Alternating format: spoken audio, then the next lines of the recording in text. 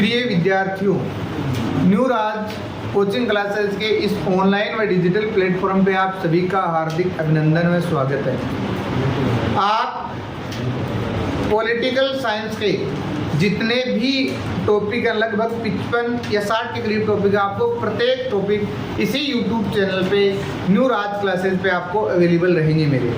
उसके बाद में अगर जिसको पॉलिटिकल साइंस में और भी ज़्यादा जैसे नेट करना है या अन्य है, वो मेरे ऐप को खरीद सकते हैं। आपको ऐप की जानकारी आप हमारे टेलीग्राम को ज्वाइन करोगे, वहाँ से आपको मिल जाएगी। अब क्लास को हम शुरू करते हैं विधिवत।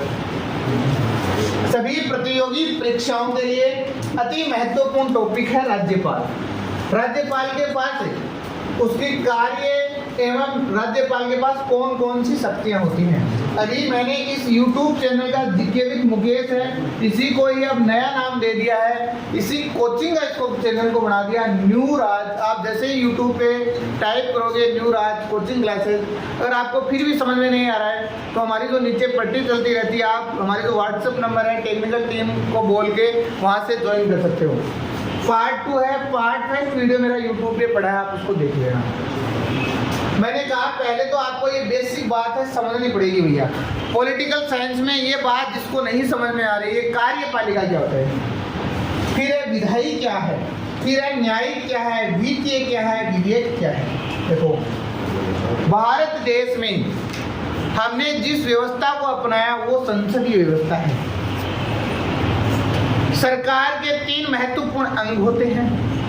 पहला होता है कार्यपालिका, व्यवस्थापिका और न्यायपालिका। व्यवस्थापिका जो भारत की है उसी का नाम संसद है। भारत की व्यवस्थापिका का नाम संसद है। आपको ये बात समझनी पड़ेगी, कार्यपालिका क्या है, व्यवस्थापिका क्या है और न्यायपालिका। कानून बनाने वाली संस्था, कानून का निर्माण करने वाली जो संस्था है उसी का नाम है व्यवस्थापिका। भारत की जो व्यवस्थापिका है उसी का नाम है संसद। कोई दिक्कत नहीं, कानून बनाती है जो संस्था का नाम व्यवस्थापिका है, कानून को जो लागू करती है उसी का नाम कार्यपालिका है। और अगर संसद के द्वारा बनाए गए कानून का हम उल्लंघन करते हैं तो न्यायपालिका है हमें सजा देने के लिए। यहाँ तक किसी स्टूडेंट को कोई दिक्कत है तो कमेंट बॉक्स में कमेंट डाल सकता है मुझे, और जो आप बैठे हैं उसमें से पूछ सकते हो, ठीक है, कोई दिक्कत नहीं है। जहाँ तक बात समझ में नहीं आई, प्रत्येक क्लास कोचिंग की कह रहा हूँ पुनः महत्वपूर्ण होती है। ये 1 घंटा नहीं है, ये आपके जीवन को तब्दील करने वाली बातें हैं। इसलिए गंभीर होके बड़े शालीनता के साथ बातों को सुना करो। जो बात टीचर बोलता है आपको ऐसा नहीं है, वो अपने अनुभव, अपने शिक्षण कार्य में उन्होंने कुछ सर्वश्रेष्ठ हासिल कर रखा होगा, तभी आपको ये बातें एक्सप्लेन कर रहा होगा। यहाँ तो किसी को कोई दिक्कत है, आगे तो किसी को कोई दिक्कत नहीं है ना। अब देखो, छोटी सी एक बात समझ लो मेरी आप लोग।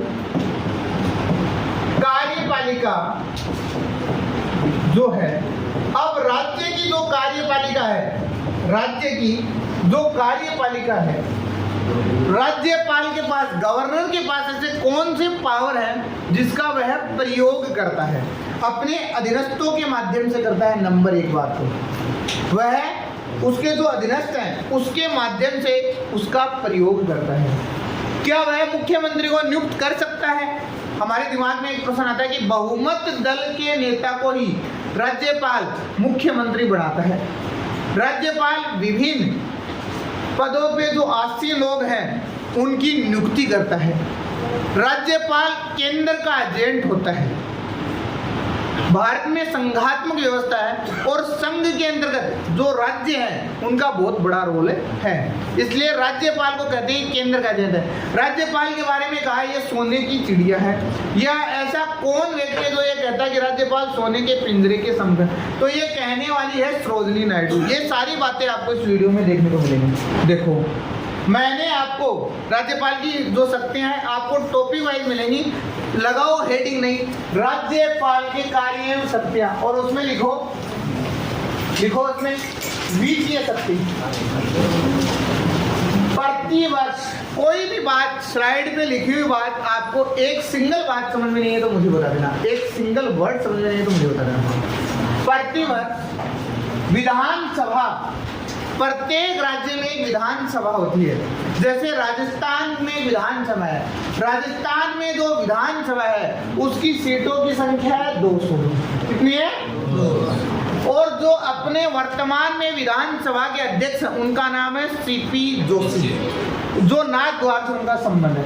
मैं बजट पेश करवाता है, मैं बजट, जिन्होंने नहीं लिखा वो लिख लो इस बात को, जिन्होंने लिख रखा उसको ठीक है, जिन्होंने नहीं लिख रखा उस बात को एक बार लिख लेना। मैं आज आपको बहुत ही बेहतरीन तरीके से ये क्लास रहेगी, बहुत अच्छे से समझाऊंगा।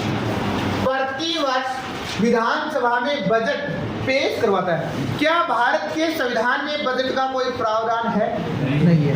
प्रश्न अब ऐसा आता है कि मूल संविधान में, क्वेश्चन सुनो, क्वेश्चन एग्जाम में आएगा तो ऐसा आएगा, मूल संविधान में बजट शब्द का कोई उल्लेख है क्या? तो मूल संविधान में बजट शब्द का कोई उल्लेख नहीं है। वहां जो शब्द है उस शब्द का नाम है आय व्यय। क्या नाम है? आय व्यय का विवरण लोकसभा के पटल पे रखवाता है राष्ट्रपति, और जो विधानसभा होती है वहां रखवाता है राज्यपाल। आगे लाइन सुनो भैया। दूसरी लाइन क्या कहती है कि राज्य की आकस्मिक निधि पर जो नियंत्रण रहता है, आकस्मिक मतलब आपा देखो सगड़ा गांव का आदमी है ना, आपना मम्मी है मतलब माँ है बापू, लेकिन माँ के जन खजानो भाई बार रुपया लगे रखो, रुपया क्या लगे बस होता है कि 200 500 1000 जब भी कदे अपना कोई समस्या आवे जब माँ तुरंत आ पाड़े आकस्मिक निधि काट के रुपया दे दे कि ले बेटा 5000 में लखो की रखा ले लेते। ऐसा क्यों करती है माँ? कि उसको पता है एक घर को चलाने के लिए कभी भी हमें आवश्यकता पड़ जाए पैसों की, आवश्यकता पड़ जाए। अब यही बात राज्य में होती है। हमारा राज्य स्टेट इतना बड़ा, उसका जो धन है अपनी जो आकस्मिक निधि है, भाई कभी भी कोई, जैसे अभी कोरोना का संकट आया, अभी ऐसे कोई प्राकृतिक आपदा आ जाए, अब हमारे पास जो धन है उसका जो पावर है वो राज्यपाल के पास है कि आकस्मिक निधि पे जब भी हमें आवश्यकता पड़ेगी तो राज्यपाल हस्ताक्षर करेगी और वहां से हम लोग धन निकाल लेंगे। इस दोनों लाइनों में कोई दिक्कत है तो किसी को बताओगे? ये बात समझ में नहीं है तो बताओ। वित्तीय का मतलब होता है पैसे की शक्ति। किसकी शक्ति? राज्यपाल के रुपये की कह सकती है भाई, रुपये की कोई हकीकत में राज्यपाल का किस्सा ही कौन नहीं कह सकती है राज्यपाल का। ये बात इसमें कोई दिक्कत है तो मैं बताओ कौन? ये बात में कोई समस्या है? तीसरी बात है आपकी, विधानसभा में वित्त विधेयक रखने की अनुमति देता है। ये प्रश्न बनता है यहाँ से कि क्वेश्चन कैसे पूछता है एग्जाम में, ऐसे प्रश्न पूछता है एग्जामिनर, विधान सभा में वित्त विधेयक रखने की अनुमति कौन देता है? ये प्रश्न आता है, वित्त विधेयक रखने की विधानसभा में अनुमति कौन देता है? फिर प्रश्न पूछेंगे मुख्यमंत्री, विधानसभा का अध्यक्ष, लोकसभा का अध्यक्ष और फिर आएगा राज्यपाल। कौन देता है? राज्यपाल। समझ में आएगा लाइन? आगे देखो, राज्य वित्त आयोग का गठन करेगा। किस आयोग का गठन करेगा? राज्य वित्त आयोग का गठन करेगा। ये मुझे आप कमेंट में बताना, और ये प्रश्न जो बताएगा उसको 1 रुपये फोन पे देगा, कोई दिक्कत नहीं, मन बताएगा फोन हमें जी कर दिया करो, है ना, क्या मत कराया करो, स्टूडेंट करो लिया करो, 1 रुपये को प्रश्न है ना। इसमें है वित्त विधेयक का गठन करेगा। वित्त विधेयक का गठन किस आर्टिकल के तहत किया जाता है ये बताओ मुझे, कमेंट करके बताना है। फिर है अनुच्छेद 243(1) विधानसभा में अनुदान की मांग रखने की सिफारिश करता है। क्या करता है? सिफारिश करता है कि विधानसभा में अनुदान का मतलब क्या, लिखो ये बात, जिन्होंने नहीं लिखा वो एक बार लिख लो।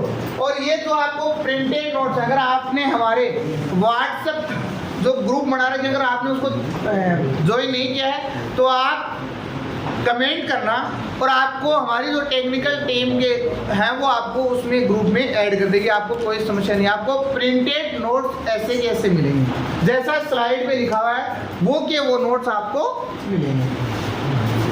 ये बात किसको समझ में नहीं है वो बताओ। दूसरी बात ये है, तीसरी बात ये है, चौथी बात ये है, 5 बात है आज। टोटल कितनी बातें हैं? 5। ये बात समझ में आ गई। राज्य वित्त आयोग का गठन करेगा। वित्त का मतलब होता है पैसा। क्या मतलब होता है? पैसा। राज्यपाल होता है वो एक वित्त आयोग बनेगा, उसका गठन करेगा। अनुच्छेद 223 फर्स्ट के अनुसार विधानसभा में अनुदान की मांग करता है। विधानसभा में अनुदान की सिफारिश कर सकता है। इसके पास पावर नहीं है। देखो, राज्यपाल के पास इतने पावर नहीं है जितने इसमें लिखे हुए हैं। विवेक की शक्ति, कौन सी शक्ति है भैया? जिन्होंने नहीं लिखा वो तो लिख लो भैया। विवेक का मतलब क्या होता है कि अपनी इच्छा से, किसकी इच्छा से? अपनी। राज्यपाल के पास ऐसे कौन से पावर हैं जो अपनी इच्छा से करता है, उसको बोलते हैं सविवेक। क्या बोलते हैं? सविवेक। क्या वास्तविक में राज्यपाल की सविवेक की शक्ति है या नहीं है? ये बहुत रोचक मामला है। ये बड़ा एक प्रकार से कहते हैं कि ये मामला ऐसा है, इसको पता हमें होना चाहिए क्या ये शक्ति है या ये बात फेक है। आगे देखो बात क्या है। अनुच्छेद 163 इसके चरण 1 2 3 4 5 पॉइंट लो। राज्यपाल की विवेक की शक्तियों को न्यायालय में चुनौती नहीं दी जा सकती। ये बहुत बड़ी गंभीर बात कह रहा है कि राज्यपाल, बात क्या है कि राज्यपाल के पास जो पावर है, राज्यपाल जो बातें खुद से कर सकता है, उसको आप न्यायालय में चुनौती दे दोगे तो फिर ये एक बात बताओ कि उसको सविवेक कहाँ से हुआ? सविवेक हुआ कहाँ से? ये बात बहुत बार प्रश्न पूछे जाते हैं। ऐसे प्रश्न आपको आरएस लेवल में मिलते हैं, बड़े स्तर की कंपटीशन, उसमें पूछे जाते हैं कि क्या राज्यपाल के पास जो सविवेक की शक्ति है उसको न्यायालय में चुनौती दी जा सकती है, और दी जा सकती है तो किस अनुच्छेद के तहत, ऐसा कौन से आर्टिकल में वर्णन है? फिर है बात अनुच्छेद 163। मंत्रिपरिषद ने क्या सलाह दी, इससे प्रसंगत नहीं किया जा सकता। ये बात इसके पास है कि अगर वह किसी मंत्री से, राज्यपाल किसी मंत्री से कोई सिफारिश मांगता है, मांगने का उसको अधिकार है, लेकिन न तो राज्यपाल सलाह दे सकता है, सलाह दे सकता है। ये स्पष्ट लिखा है कि प्रसंगत नहीं किया जा सकता, उनकी बातों के ऊपर प्रश्न चिन्ह नहीं लगाया जा सकता है। मुख्यमंत्री की नियुक्ति के संबंध में जब विधानसभा में बहुमत नहीं हो, इस परिस्थिति में राज्यपाल के पास पावर है, कुछ पावर है कि मंत्री परिषद को भंग कर सकता है। देखो, विधानसभा में बहुमत नहीं होगा तो अपने आप ही विधानसभा भंग हो जाएगी, नंबर 1 बार। फिर है विधानसभा का सत्र को बुला सकता है। राज्यपाल सत्र को कहता है कि आओ भाई बैठक, हम बैठते हैं, बात करते हैं, चर्चा करते हैं। ये इंपॉर्टेंट है। भारत के संविधान का सबसे घटिया अनुच्छेद है ना, सबसे भारत के संविधान का मृत्युप्राय अगर अनुच्छेद है वो 356 है। 356 क्या है कि राज्य में राष्ट्रपति शासन की सिफारिश करता है।